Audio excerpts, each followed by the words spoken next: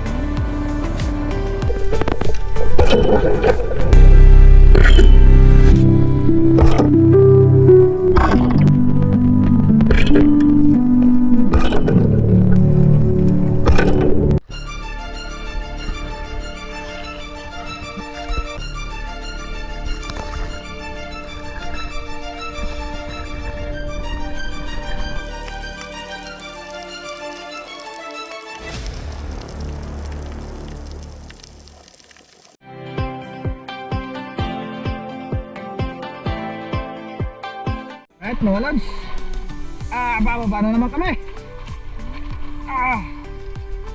Yan, nandun na sila. Si Utol. Alright, let's go. Huwag mong sirain ang karagatan. Magpasalamat sa biyaya na galing sa ating inang dagat. Tayo na at malaman. Big shoutout po pala sa lahat ng ating mga taga-suporta, lahat ng mga nanonood ng aking mga videos. So, ingat po kayo palagi at God bless all. At sa mga lods natin na hindi pa pala nakasubscribe, mag-subscribe na po kayo para lagi po kayong updated sa mga ilalapag ko na videos na katulad po nito mga lods. Ayan mga lods, spare gun rubber loaded na. Start na tayo. At syempre mga lods, warm up done na tayo, kaya start na tayo sa unang dive ngayong araw. At ito na yun mga lods, ang dive natin at nakatira kagad tayo dyan. Syempre unang drop at unang isda sa araw na ito mga lods. Syempre sa bababaw lang muna tayo mag start dahil tapos lang natin mag warm up. At ito yung unang natira natin mga lods. Base drummer ang naging target natin dito mga lods dahil sa ibabaw pa lang nakikita ko na yung isda na to. Nagsilayo nga pala yung mga isda na to mga lods na base drummer nung malapit na ako lumapat ng bahura. Pero inantay pa rin natin to mga lods dahil dito naman na tayo at nakalapat na rin tayo sa bahura. At maya maya lang ay palapit na sila. At ito na yun mga lods. At dali-dali naman tayong nakatira dito mga lods. At alanganin pa yung naging patama natin mga lods, pero ayos naman at nasecure naman natin yung isda mga lods. Ayos na yan sa unang isda at one down sa araw na ito mga lods.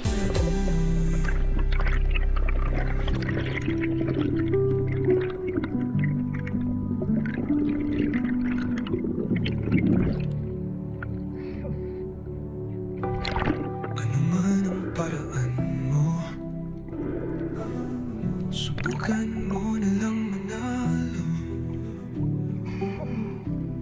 Tara na at hulihin sa paraan mo. At diskarte, mailap mo ng malalim. Ginto naman ang huhulihin. Tara mo, ginto naman mo.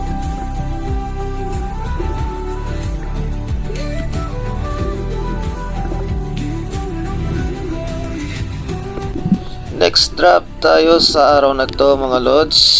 Dive na tayo sa malalim-lalim na part ng bahura mga lods. At dito nakadali naman tayo ng isang pelagic mga lods sa natira natin dito. At ayun mga lods, pero hindi na tayo dumiretso pa sa pinakababa na bahura mga lods. At dito na tayo sa ibabaw na to, sa bandang taas na bahura mga lods lalapat. Ambush lang muna tayo dito mga lods dahil may nakita akong mga whitefish na naandyan lang sa ibabaw. At ito, nag-aabang tayo ng isdang lalapit mga lods.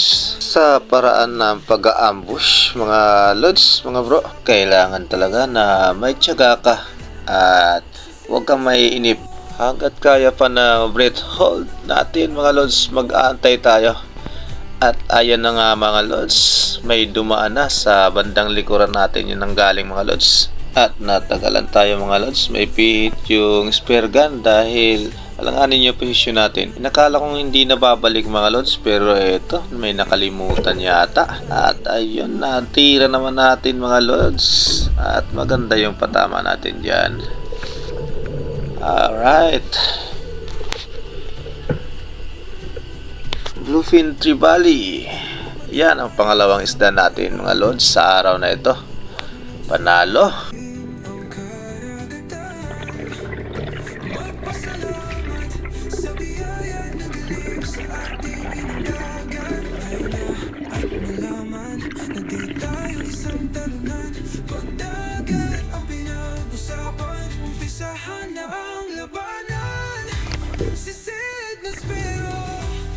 Ano man ang paraan mo,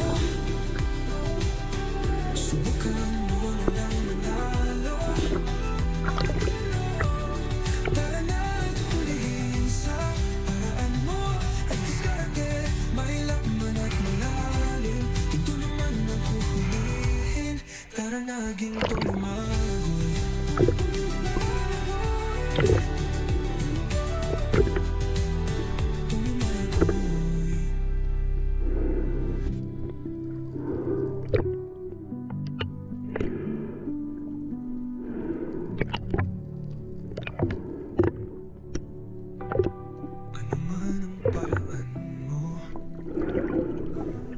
Subukan mo na lang manalo.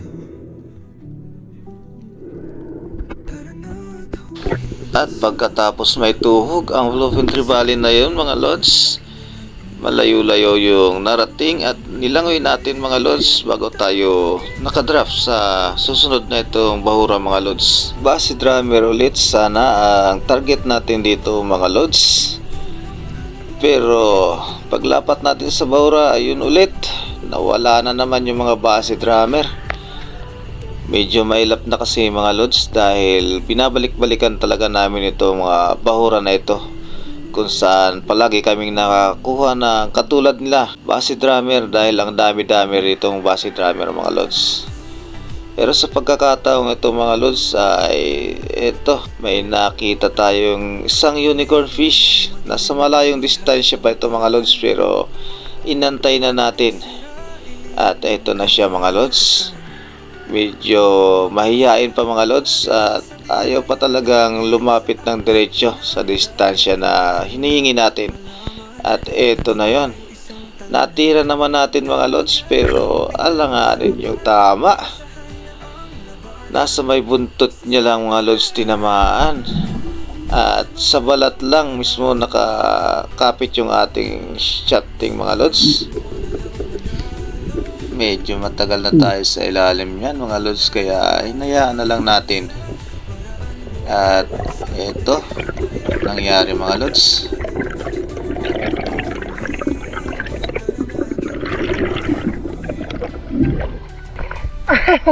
Alipis na tama mga lods. Baka hindi naman nakawala. At ayun na nga mga lods, nangyari na nga, nakapunit na talaga yung unicorn fish. Malaki-laki na sana yun mga lods at sayang naman. Baka wala nga. Balat lang ang tinamaan. Sayang naman. tayo na at malaman na di tayo isang talunan. Pagdagat ang pinag-usapan, umpisahan na ang At matapos yung unicorn fish mga lods ay lumipat kami ng ibang bahura mga lods, pero sa same spot pa rin. At eto na yung unang drop natin sa bahurang ito mga lods. Ito mga lods ay inalat pa rin tayo pagkatapos ng unicorn fish na yon. Ito yung sumunod na natira natin mga lods. Around 15 kilos na sana to mga lods sa estimate ko. Ang natira ko dito na isda. At eto mga lods, inantay natin ng kaunti dahil ambush tayo dito mga lods. At maya maya lang mga lods ay naandyan na siya. At nakita ko na sa malayo pa na distansya mga lods. Eto na siya mga lods. Medyo mabilis yung langoy niya mga lods dito. At naalanganin yung patama natin. Hindi natin natira dun sa mas magandang parte ng katawan niya. Ang punteriya ko sana ay yung sa may panga niya mga lods dahil malaki-laki na, pero hindi na natin inabot yun. At eto, napakalakas sumatak nito mga lods. Ayan, mauubos yung shooting line natin dyan mga lods bago pa tayo nakaibabaw.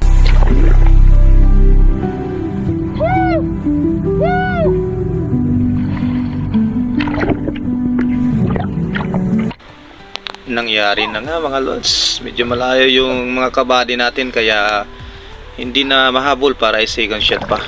At ito na nga, nakawala na yung isda mga lods. At muntik na maubos yung ating shooting line. Sayang naman yung isda mga lods. Pero ayos lang yan. Ngunit pagkatapos naman ng alat mga lods ay napalitan naman ng sunod-sunod na tamis ang dive natin na to mga lods. Medyo may lalim nga lang itong bahuran na ito mga lods na ating nilapatan. At sulit naman dahil paglapat natin mga lods ay biglang nagpakita ang School of Rainbow Runner na malalaki na ang size mga lods. At binawasan naman natin ng isa mga lods. Syempre pinili na natin mga lods yung pinakamalaki. Kahit na ikaw din lods, sa pinakamalaki ka natitira, alam ko yan. At ayan na sila mga lods, oh, nakahilira. At yung nauuna mga lods, yun ang pinakamalaki, yun ang tinira natin dyan. Ayun, sapul na sapul mga lods. At alam nyo ba mga lods kung bakit napakatamis ng dive ko sa bahuran na yan? Dahil yung Rainbow Runner lang naman mga lods ang nagbigay sa akin ng dalawa pang isda. At malaki-laki pa yung isa mga lods. Matutunghayan nyo mga lods ang dalawa pang isda na nakuha ko dyan pagkatapos ko matanggal siya shafting ang Rainbow Runner na yan mga lods.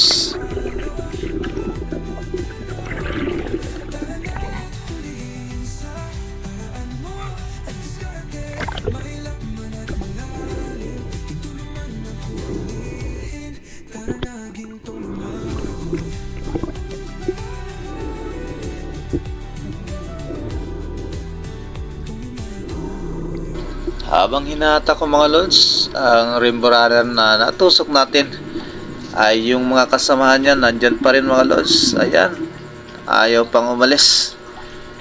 Kaya ayun, nung natanggal natin yan ay ginawa nating pain mga lods sa kanila para makapitas pa tayo ng isa.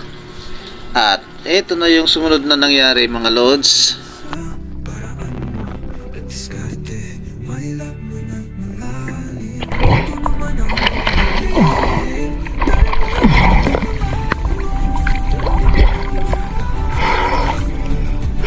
Hulog kita. Bumalik yung kasama mo.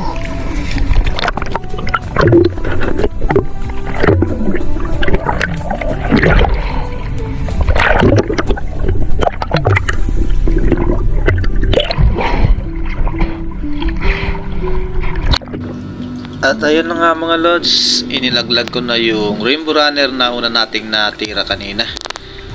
At para maakit na rin yung kasama niya na bumalik. At eto mga lods, habang nag-aayos tayo ng spare gun, pinabalik natin sa dati.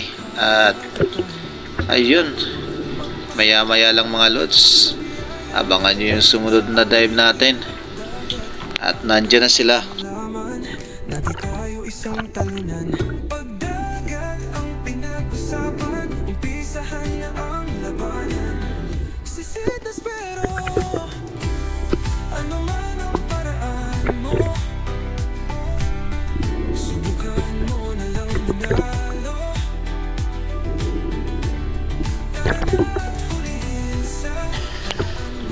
ayan na nga mga lods, andyan na sila. At dalawa na lang yung bumalik mga lods, pero natira pa natin yung isa dyan. Ayan mga lods, oh. Yung pinakamalaki ulit ang nadali natin dyan. Syempre, draft shot lang tayo mga lods, dahil napakababaw lang naman yung daan ng dalawang isda na yan mga lods. At walang kahirap-hirap mga lods na nadali natin. Ito ang pangalawang rainbow runner natin mga lods. Same spot lang yan. Diyan, hindi ako maalis dyan mga lods. At may isa pang mas mahaba mga lods na natira tayo dyan at malaki-laki na. Mamaw na rin yun mga lods. At ito na yun mga lods. Habang kukunin ko sana yung rainbow runner na inilaglag ko mga lods, ayun, nakalapat sa bahura. Kinuha ko na siya para ituhog na sana mga lods, pero pag tingala ko mga lods, eto yung nakita ko mga lods. Dalawang big eye barracuda. At syempre, yung pinakamalaki pa rin ang punteriya natin mga lods. Ayan oh. Na-fatal pa natin ng patama mga lods. Kaya napakatamis talaga ng drop natin dito sa bahura na ito mga lods. Ayan. Nauna yung malat-alat natin mga lods, pero ito yung pumalit. Ayos to mga lods. Panalo. Ano man ang paraan mo, subukan mo nilang manalo. Tara na't hulihin sa paraan mo. Diskarte, may laman at malalim. Ginto naman ang huhulihin. Tara mo, ginto naman.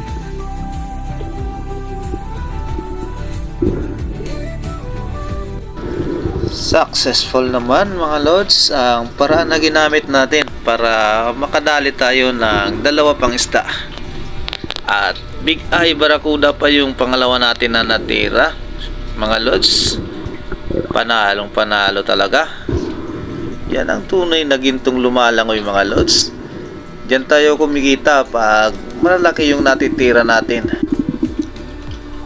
At next nyan mga lods, matapos natin may akyat sa bangka ang tatlong isda na natira natin na yan, ay nasundan na naman yan mga lods. Makalipas lang ang ilang minuto, nakatira tayo ng long nose emperor na naman dyan mga lods. At makikita nyo mga lods kung gaano karami ang long nose emperor na nagpakita sa susunod natin na dives mga lods. Pinag-usapan, umpisahan na ang labanan. Sisitas pero ano man ang paraan mo, subukan mo na lang manalo. Tara na at hulihin sa paraan mo.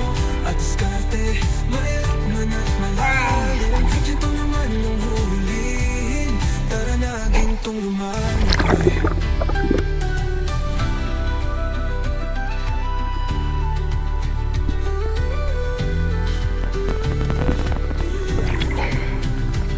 Piliin mo maging parehas ang paraan. Huwag mong sirain ang karagatan. Magpasalamat sa biyaya ng galing sa ating inang dagat. Tayo na at malaman na di tayo isang talunan. Pag dagat ang pinag-usapan, umpisahan na ang labanan. Sisid na pero ano man ang paraan mo, subukan mo na lang manalo. Tara na at hulihin sa paraan mo. At diskarte, may laman at malalim. Ginto naman ang huhulihin. Tara na, gintong lumalangoy.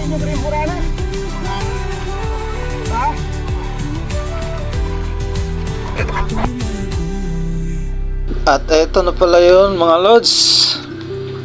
Makikita nyo mga lods kung gaano karaming long nose emperor ang nagpakita dyan. Mababaw lang yung spot na yan mga lods. Nandyan sila dahil maraming bait fish na maliliit dyan sa seagrass na yan mga lods. Kaya ayun, nakatira tayo ng isang malaki-laki dyan mga lods. Isang mamauna na long nose emperor ang nadali natin dyan. Ayun mga lods, kung makikita nyo, nasa unahan lang sila at ayun, napakarami talaga. Napakasarap sa mata mga lods pag ganyan na nakikita sa ilalim mo. Napakarami. O diba mga bro, kumikita ka na, nag-i-enjoy ka pa sa ilalim pag ganito yung isda na nagpapakita. Panalong panalo talaga yan.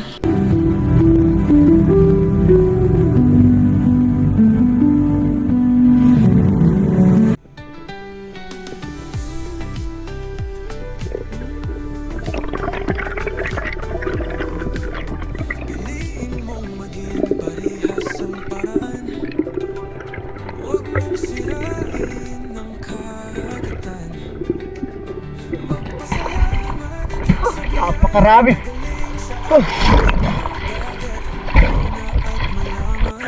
na di tayo isang talunan.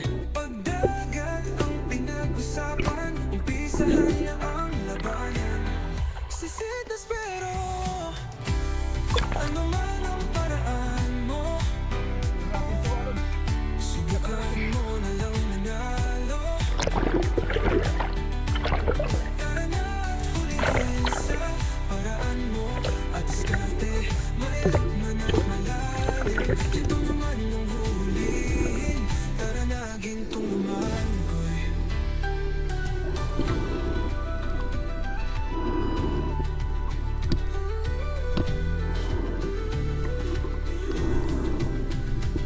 Piliin mo maging parehas ang paraan. Huwag mong sirain ang karagatan. Magpasalamat sa biyaya na galing sa ating inang dagat. Tayo na at malaman na di tayo isang talunan. Pagdagat ang pinag-usapan, umpisahan na ang laban. Pagkatapos pala mga lods ng ilang dive na hindi na tayo pinalad na mga dali ng isda at inabot na tayo ng oras. Eto at umakyat na ng bangka at let's go home na. Tama na yun mga lods sa araw na ito. At panalo na nakadali tayo ng biyaya. At ayun, sobrang pag-iingat na ibinigay sa atin. Thank you Lord.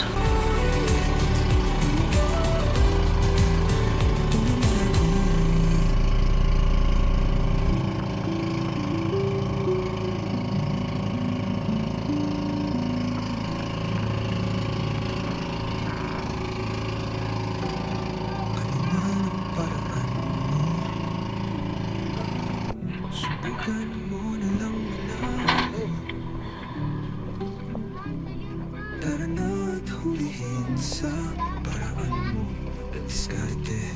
Mailap man at malalim, ito naman ang hulihin. Tara mo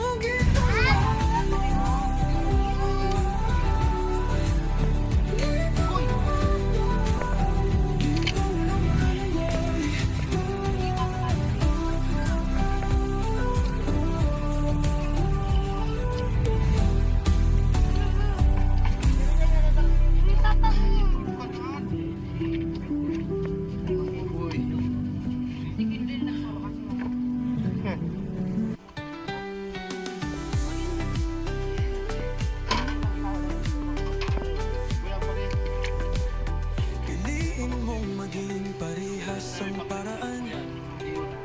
Huwag mong sirain ang karagatan. Magpasalamat sa biyaya na galing sa ating inang dagat. Tayo na at malaman na di tayo isang talunan.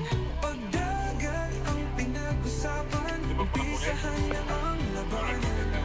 Sisitas pero ano man ang paraan mo, subukan mo na lang manalo. Tara na at hulihin sa paraan mo at diskarte. Mailap man at malalim, ito naman ang hulihin.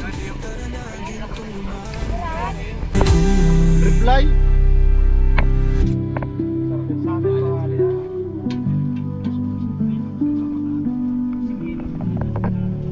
Alright. Iyan, tayo na.